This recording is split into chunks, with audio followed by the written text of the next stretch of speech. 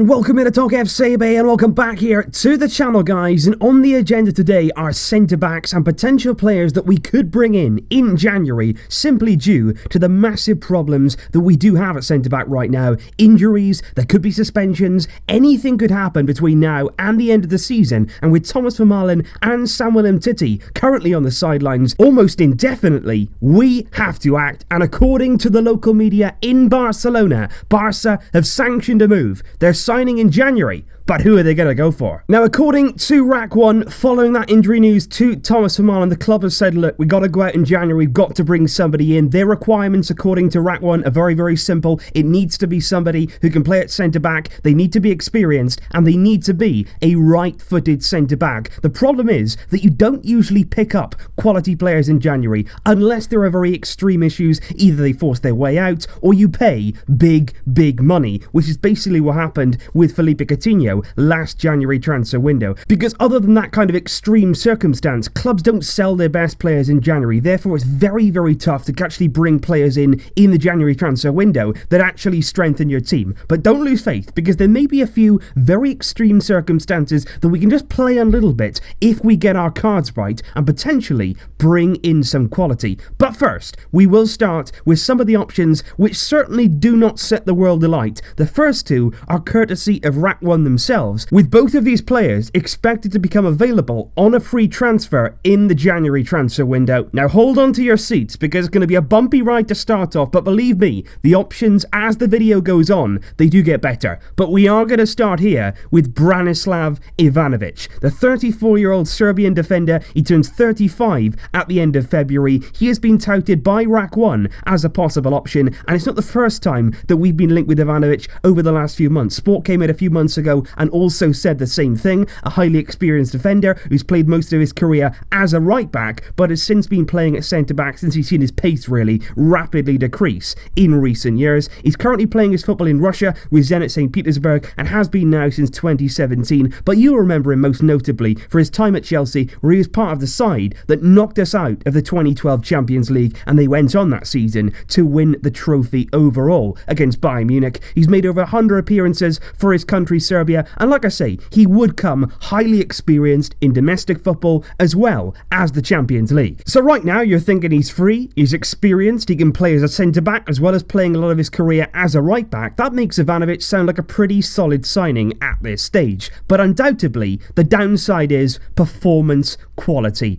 I watched Ivanovic during his Chelsea days in the Premier League, and in his prime, he was brilliant as a fullback. Going forward, he was strong, he got involved in attacks, and defensively, he was really solid, a powerful defender, very good indeed. But even at the end of his time at Chelsea, his performances rapidly went on a downward spiral. He became a liability in defence, he was responsible for many goals they conceded, and he really did go downhill very quickly. And in the end, even though the Chelsea fans were very grateful for what he'd done, he was a big hero at Stamford Bridge, they wanted him gone because he could no longer cope in defence. And that was 2 years ago. So my question is, how exactly would he cope now? As an emergency signing on a 6-month deal or something like that? There's a chance you could work this in some sort of way, but I certainly would not want Ivanovic playing for Barcelona. I wouldn't have confidence in him. I wouldn't really back him starting in this team. 34 years old now. Like I said, the performance side of him really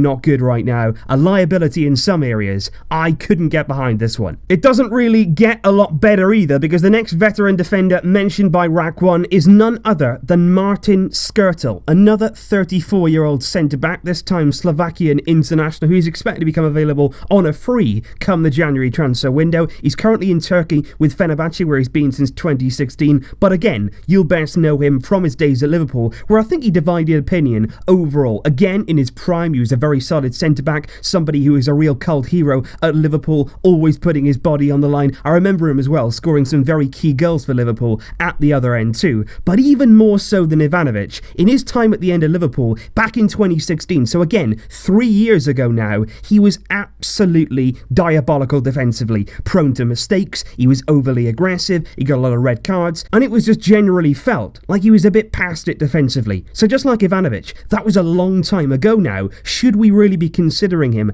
as a suitable option even further down the line for Barcelona? Even if it's just an emergency signing, even if it's just a short-term deal, this is another one here that I simply cannot get behind. And just to quickly make this absolutely clear, another free option that's been passed around is none other than Pepe, the Portuguese centre-back who's recently agreed to terminate his contract in Turkey with Besiktas, and he is now a free agent and available to be signed. And whilst being older than Ivanovic and Skrtel, he's 35 years old, even I can concede that he's twice the defender of both of those two combined. However, Pepe has absolutely no place at Barcelona. He's got no right to wear this shirt, and he does not deserve to be on the same pitch as Lionel Messi. I cannot forget his time at Real Madrid, where the only word to describe him would be a complete and utter thug. I certainly can't forget him kicking a player on the floor and receiving a lengthy ban for it, and I absolutely cannot forget his off-the-ball stamp onto the hand of Lionel Messi, which was a despicable act at the time. No matter how desperate we are, I will play with 10 men if I have to.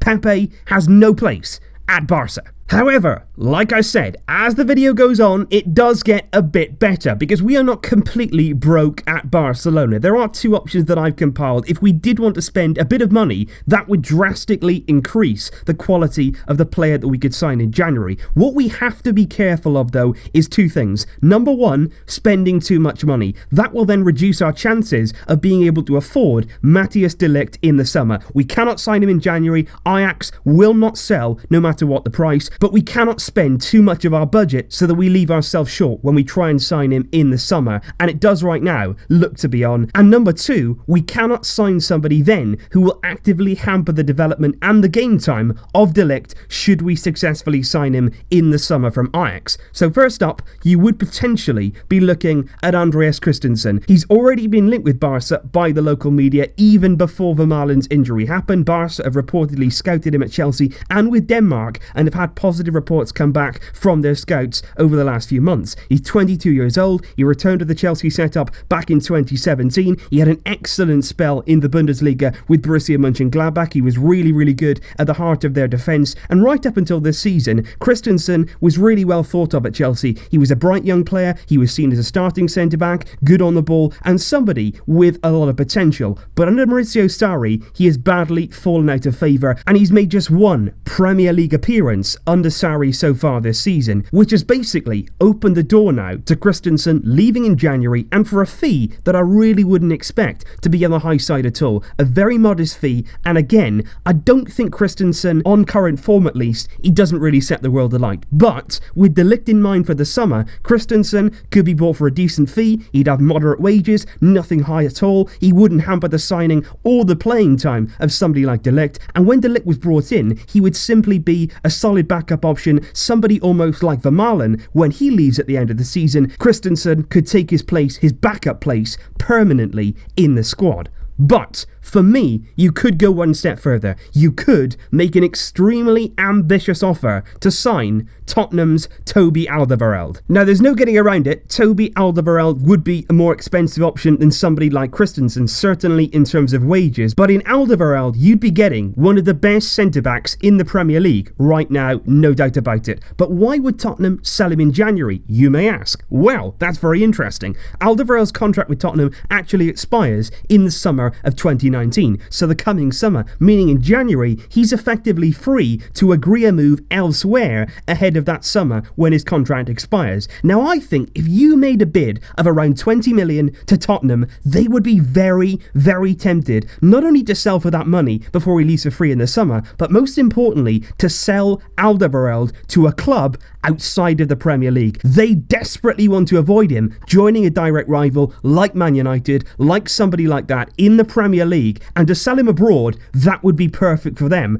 and it really wouldn't cost much money due to his contract expiring. Alderweireld will also be perfectly eligible to play in the Champions League for us if he joined, courtesy of the rule change this season from UEFA, no problem at all there. And at the age of 29, with De Ligt in mind once again, I don't think he'd hamper the development of De Ligt, simply because, strictly speaking, he would be a relatively short-term signing. He's already 29, he's already into his prime, you'd have a few years out of him at the top level, and then it's time for De Ligt and players like that to really take over. And compared to the other names we've mentioned, he would be a colossal step up in quality, one of the best in the Premier League, very, very good centre-back. And for me, looking at this season alone, looking at the Champions League, when we need a boost, he could be a massive addition. However, if none of those options take your fancy, the answer to our centre-back problems could lie within, and by that I mean turning to Barcelona B and electing to put our faith in a player like Tumi. The 19-year-old defender has been called upon on a number of occasions so far this season, and whilst our defence has been stretched, he's often taken his place on the bench and has made 2 appearances so far in the Copa del Rey this season against Cultural Leonesa, where I think he performed very, very well indeed. And potentially, Tumi, given the opportunity,